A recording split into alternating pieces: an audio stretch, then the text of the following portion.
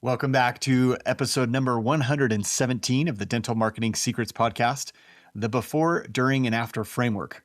I'm your host, Mark Thackeray, and today we're going to talk about how most dental practices think marketing is just getting the phone to ring. But that's actually only 1/3 of the equation. We're going to talk about this framework that discusses the other two parts of that equation. And really, the big idea behind this is that there are 3 stages to every patient journey. There's the before they contact you stage. There's the during stage where they're interacting with you, coming into the office, calling you on the phone. And then there's the after portion, which is after they've had an experience in your practice. They've received treatment, they've gone for a consult. So those are 3 different parts of your practice. And I find this framework very helpful because it helps you see what you can do in each of those stages. But if you only focus on one stage, you're missing out on 2/3 of the other equation. You're missing out on a ton of opportunity, leaving a lot of patients. You're missing out on a lot of patients. And the challenge is that we are so focused on getting more leads, more calls, we're really just obsessed with traffic, right? We want to get more people to our website. We want to get the phone to ring more. We want to get people to request more appointments and come in more often. But the challenge with that is that we're not always great. We don't always look at how can we improve that experience so that we increase the conversion rate. We're not always intentional about that process because we are so focused on the volume that we don't look at the quality of the experience that we're delivering. And then the other flip side of that is that a lot of practices don't have a system really for follow-up. They have maybe they'll call the patient back, or they'll send them an email once or twice, and that's the extent of their follow-up. If they don't do anything after that, that's it. And in these scenarios, more leads aren't really going to fix the problem. They might help a little bit, but you're really missing out on all those opportunities if you're failing to do a better job at converting. And that's a huge opportunity just right there. If you were able to do that significantly better, all of a sudden, you don't need to increase your ad spend. You don't necessarily need to get more leads. You're just getting more patients to actually commit to treatment more frequently. So we're going to talk about this before, during, and after framework. And I was first introduced to this by a marketing thought leader, I guess you could call him, Dean Jackson. He was one of the earliest marketing mentors that I had. And he broke this down in such a way that it just made so much sense to me. It was easy to see visually, okay, I'm in the before unit when I'm doing these type of activities. We got to look at those. How can we improve those? How can we make those better? The during unit's more self-explanatory. It's what a lot of businesses and practices focus on already. And then the after unit is what can we do after that to boost our marketing return, essentially, and make it a better experience for patients. So we're going to break down that. We'll start with this before unit. So really what we're looking at is what happens before they even contact you. What happens before they reach out. So these things will include efforts and activities like ads, could be PPC ads, search ads, could be direct mail.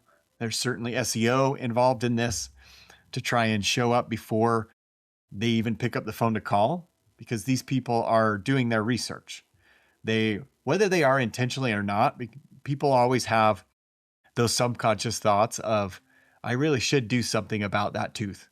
It's been bothering me for some time. It's getting a little more yellow, and I notice it every single day. I might not verbalize that to anyone else, but it's something that is still occurring in my mind every single day when I look in the mirror. So we're trying to look at what patients might be experiencing or going through during that time. And that's why we do things like ads that has copy that pulls out those type of thoughts or pain points. SEO, so that when they start that research, they're finding us online. The website obviously plays a big part of this. Before they ever pick up the call, a lot of patients are going to look at the website. Not all of them. Some just see an ad, they call directly from the ad, which is great. But there are those that are comparing. They're really trying to do their due diligence and find a practice that makes sense to them. And so they will look at the website. They'll read about your services. They'll read about you personally as a provider, your experience. How does this make me feel? Convenience, location, things like that. Reviews are another one that happens during this before unit where they are wanting to really get some confirmation that you are a good provider. More than anything else, they're trying to get some reassurance that if they pick up the phone and schedule an appointment, that it will go well, that other people have had a good experience, and as a result, they likely will as well. So social proof with the reviews. Video content is another good example of things that you can do in the before unit. We've talked about that several times on the podcast, to use video as a way to really connect with patients before they come in, walk them through what to expect in their first appointment and why they should choose you, showcase even some personality so that you can build rapport.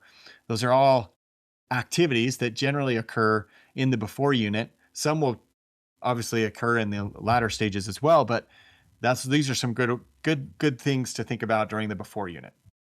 And the goal during the before unit is to really position yourself. You're trying to attract those patients and, in a word, pre-sell them and really position yourself as the best option. So it determines, the before phase helps patients determine whether they choose you or whether they keep looking for another provider. So what are some things that patients are looking for during this time? So they're wondering primarily if you can do what they need you to do. So do you have the clinical expertise? And most of them, they check that box pretty quickly. But I think deeper than that, they're looking for, can I trust this place? Is this someone that I would feel comfortable coming to and allowing them to put their hands in my mouth? I mean, that is not a very comfortable situation. It can make us feel very vulnerable as a patient. But they're also looking at, do I like this doctor? Had a conversation just yesterday with a new associate, and we were talking about this specific point, where there are so many options today that a lot of times patients are just shopping around for the right doctor in terms of their bedside manner, in terms or chairside manner, in this case, the way they communicate, their personality, how do they make them feel, and he commented on the fact that, it's interesting because patients don't really dig deep into the clinical experience. It's more on that personal relationship side. And I totally agree with that. We've talked about that on the podcast, that patients they're not discerning like you are, or they're not experts in in hygiene and in all things teeth, right? That's why they come to you. So they're really looking at, can I trust this place? Do I like this doctor? Do they understand the problem that I'm going through? And can they fix it? So those are all things that are going through the head of the patient as they're looking in this before stage, during this before unit. So things to think about as you're breaking this down for your practice, you're looking at, okay, before, during, and after. Before, what can I do to improve my website, for example? Can I make this a real asset that stands out versus just a generic website? If they are gathering research and they're shopping you, essentially, they're looking at different providers. How do I make my website more compelling? How do I make it really leave an impression, a favorable impression in the mind of the patient versus the other options? So that's going to require some research. You may look at some of the competitors in the area. That's always a great thing to do. And just see, okay, what does their homepage look like? What does their about page look like? How can I make mine stand out even more? So those are great things to look at. Video, we mentioned before. What sort of videos could I create to help patients feel reassured that I do know what they're talking about and that I can help them and that I'm not a weirdo. I'm not some guy that's going to make them feel uncomfortable. Okay? All those things can go into a video, and it doesn't have to be very hard. You don't have to make it overly complex. Just showcase who you are and tell them some of your experience, maybe share a patient story or two. So we love stories, and so do patients. So that's a great way to start with videos. Before and after cases. How do I demonstrate visually that I am clinically sound, that I do solve all these problems that you have? That's a great way. You're trying to think of it as you're building your case. If you're going into court, you want the strongest case possible. You want all the evidence stacked up in your favor. Before and afters are a great piece of evidence that showcase your competence. They showcase all the different types of issues that you can overcome for patients. Patients don't always know the terminology. And so if you can show them visually, it's a lot easier for them to relate. Reviews, as is my website, do I showcase those reviews? Reviews are fantastic SEO trust signals. We've talked about that. They're great for patients if they go to your Google business profile, they're reading the reviews as they're researching different locations. But also you should be utilizing those reviews on your website, on those specific pages.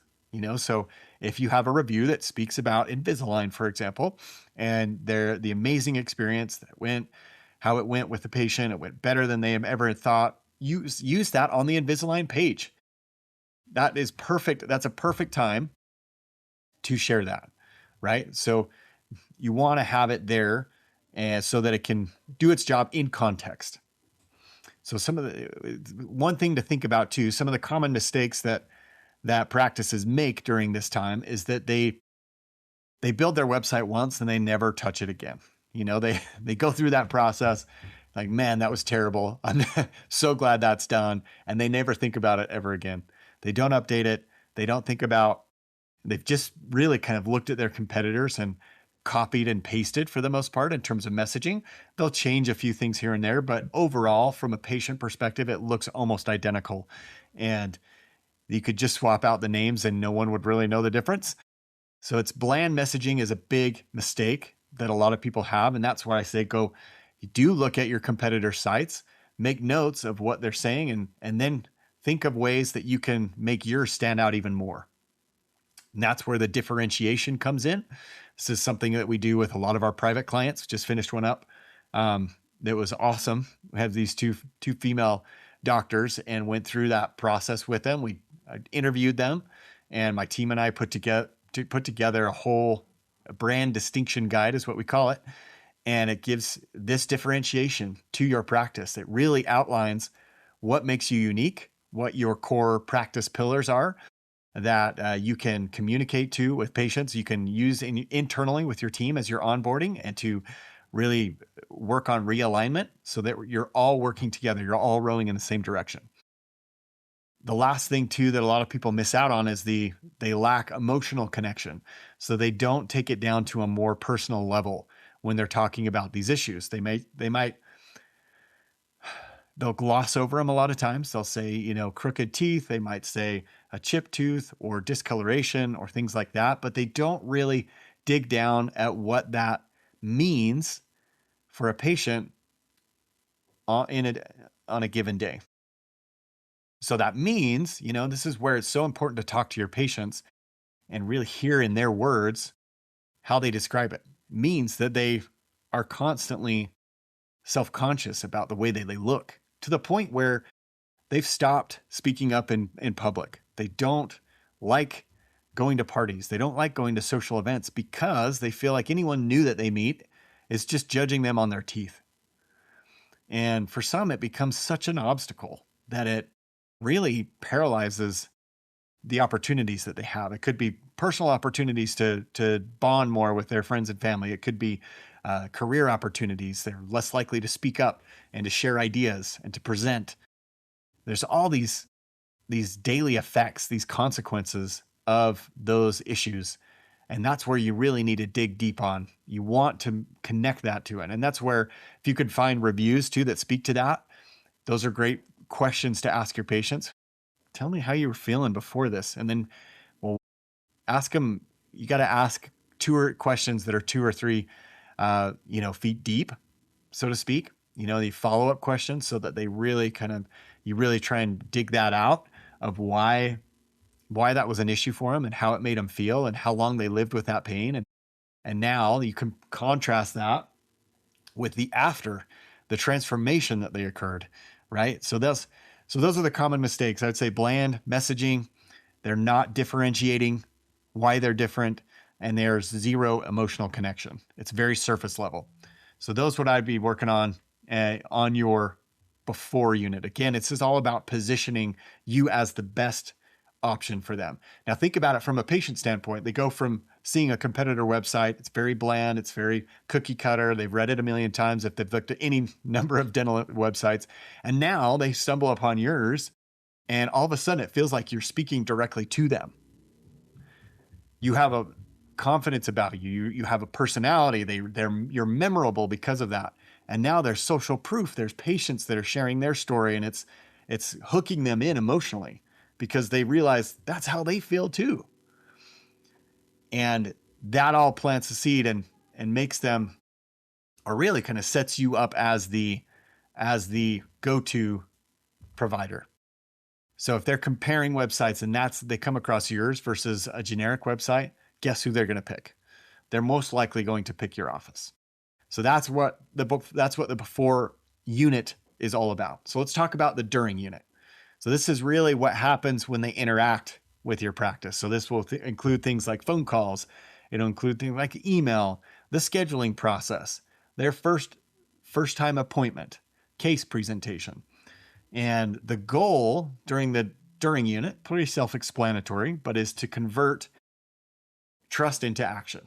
So they started to trust you with the positioning, trust you enough to start interacting with your practice, to pick up the phone, to schedule an appointment, to come into the office, even look at a treatment plan.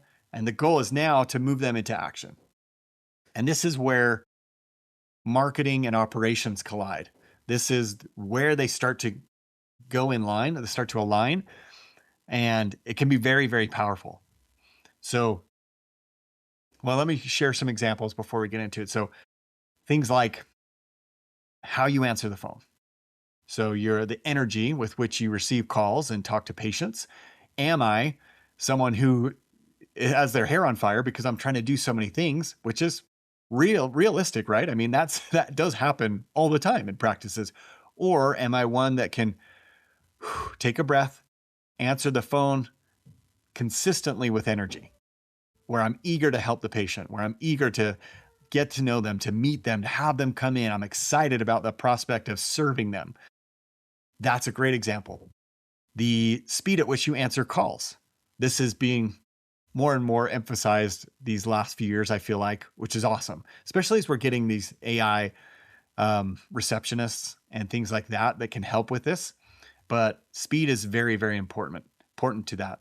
If you're not tracking that, I would see if you can't implement some type of tracking mechanism to allow you to see how quickly the calls are answered, how treatment is explained. Walk through that process, get it down, record it somehow, and then review it. That's one of the best training examples or training exercises that you can do, is if you have a process down, you record it, and now you review that process. I was just with a doctor last weekend who made the comment that his team actually stopped him. They said, "Hey, you used to say this, and this with patients. You're not doing that anymore. You need to start doing that again." So get your team to help review that. And if there are things that you are leaving out just because you created a new habit, you just forgot, and now you've moved on, ask for their feedback. Use this as a training exercise as a team to come together and say, how can we make this better? How can we present treatment in a more effective way? Right? And the last example I'll share is financing conversations. This is another great training exercise. Walk through what you do right now, record it, review it together, and see How can we make this better? From a patient perspective, what are some things that we can do to make this more palatable, to inject more confidence, to make it easier for them to get started? So as we're looking at that, let's review a few common mistakes too. These are also important to avoid. So missed calls is the big one. We talked about being able to answer calls with energy and to do so in a timely manner without the phone ringing and ringing and ringing and ringing. But missed calls. So missed calls is a big one. Rushed conversations. Again, your hair's on fire. You're trying to do so many things. You're just trying to get to the next person. Are you able to be more intentional with that? To take a breath, to set yourself before you have those conversations. Communication. Can we improve communication? And then finally, what is our clear next step? Always have a clear next step. And if you know that they're not ready to move forward with treatment, schedule their next hygiene appointment. Just keep them coming into the practice. That's another great way to maintain that relationship. And more often than not, they will go through with that treatment eventually. As long as they're coming back into the practice and they're seeing you time and time again, and that trust is there, they will most likely 9 out of 10 times accept that treatment eventually. So don't think of it as I have to do this now, but we're going to take care of you long term. And if that means we have to wait a little bit, that means we have to wait a little bit. We want to make sure that you're ready, but we're here for you. So this is really the before unit. This is the one that we're all most familiar with. So I'm not going to spend as much time there. But one last kind of thing to remember with the during unit is that it's more of a conversion focus. Meaning, if you're not seeing as many case acceptance, say that's low, or you're just at the end of the month, your new patients might be not as high, they might be down, or they might not be as high as you'd like. More often than not, it's a conversion problem. Hopefully you're tracking leads too, and that will help you understand if it is just a conversion problem, or maybe it is a volume problem. But more often than not, it is a conversion problem. And this is where this during unit really comes into play. Okay, last, let's talk about the after unit. So during the after phase, this is really what happens after they've had an experience with your practice, after they've come in for the appointment, after treatment. And we're talking about things like ongoing follow-up, reviews, referrals, reactivation, if necessary, ongoing communication, just staying in front of patients, right? And practices do have some things in play with this, right? They're coming back. So it's nice about acquiring a new patient is that they generally come back every 6 months, unless you kind of have a different strategy for hygiene. But that's generally the case with a lot of the practices. So that's good. So they have follow-up reminders. They have, if they missed an appointment, or they're inactive, or they're trying to reactivate. So generally they have some of those that are built into their practice management system, which is a good start. However, there are still a lot of opportunities that are missed in this after unit. The goal is to maximize the lifetime value of that patient. And value, you contribute to that value in different ways. That could be more treatment with a asterisk that they need it. We're not trying to push any treatment that's not required or not needed. So it could be additional treatment. It could be referrals, and should include referrals, right? It should include reviews, because that helps contribute, not maybe directly to the lifetime value of that particular patient, but it does help in the overall marketing, of your practice, because that's a big component like we've talked about. So these are all different ways to maximize that lifetime value. That's really where the after unit comes in. And this was, in the last episode when I broke down the case study, if you haven't watched that one, make sure you go watch it. It's great, or listen to it, because it showed that on the first, for one of my clients was going through an annual review, just to give you a short recap of their marketing efforts. So they had a total marketing investment for 2025 of $148,000. And that included Google ads, it included PPC ads via Instagram, included SEO, included community events. And so 148,000, that's what they spent in 2025. Their first visit of production from all the new patients generated during that year totaled 118, I think, 118 or 116,000. So 148,000 and only produced 116,000 in production immediately in that first visit. So if you're thinking short term, you're thinking, man, that is terrible. That's not what I hoped. And yeah, it would be frustrating if that's all you saw. However, when you zoom out, that same group of new patients over the course of the next year, and some even shorter because it was just taking 2025, produced 1.5 million in production. Okay. So it's this idea that the real production is generally made after the first visit. Yes, there will be some on that first visit production, which is great. We want that. We want that for sure. We can't wait forever for all this production to come. However, if you're not looking at it if you're not zooming out and taking in the full picture, you're missing out on the majority of the production. So again, this is where the after unit really comes into play. Is that, am I getting them back in for another appointment? Even if it's just hygiene, just want them back into my practice. Do you have follow-up? Do you have ongoing communication with them to encourage referrals, to encourage reviews, to make sure that they don't go inactive, to educate them on treatment that they're thinking about? These are all things that you can build into your after unit so that you are more productive, right? So that your patients get all the information they need to make the best decision possible. And if you think about, if you were to do all those things, just think about that for just a second. If you really were to put into place a system that easily asks for reviews without any pressure and gets them, referrals, it's a proactive system to generate referrals from these patients that are coming in, communication to help them stay in the loop, to help them know that you care, to prevent people from going inactive, communication or education to help patients that are thinking things over to understand what their options really are and feel empowered to make a decision. Imagine if you had all that in place, how much more productive you would be. It's awesome, right? I mean, that's what the power of marketing, right? That's the leverage that you gain by looking at it in these three phases: before, during, and after. You don't have to use this framework. I get it, but it's a really helpful one for me. So I wanted to share it. So some common mistakes in the after unit is they don't have follow-up. There's no referral system. It's just a hope and pray mentality, which is terrible. And I've talked about that a lot on the podcast. And they don't do a whole lot for reactivation.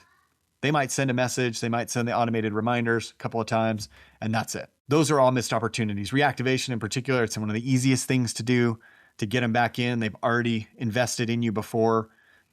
The relationship is there. Oftentimes it's just because they forgot. Just they got out of the habit. They know they need to come back in, many of them. And oftentimes they have more issues than just cleaning. So that's a good one for sure. So those are the three ways to look at it, three sections or the three units when you're looking at marketing. I think, again, I find it very helpful, and it helps me look at it more as a system instead of just a campaign, like just a Google Ads campaign, or we're just going to run an Instagram campaign or a direct mail campaign. But we're really looking at this whole system that helps people become familiar with who we are, to start to trust us, and then to act on that trust. So it's really what I've seen is growth doesn't come from doing more marketing per se. It comes from improving that entire patient journey, the before, the during, the after. So those are the three ways to look at it. I hope that's been helpful. If you have any questions on this particular episode or any other episodes, we'd love to hear from you. Just reach out to my assistant, Maria. That's Maria@markthackeray.com. and we will get your questions answered. If you haven't left a review, if you've enjoyed the podcast, please leave a review wherever you're listening to this podcast. Helps other doctors find us and get value from us. And I would really, really appreciate it. It always makes me so happy when I see a review. So thank you for joining us today, and we'll talk to you soon.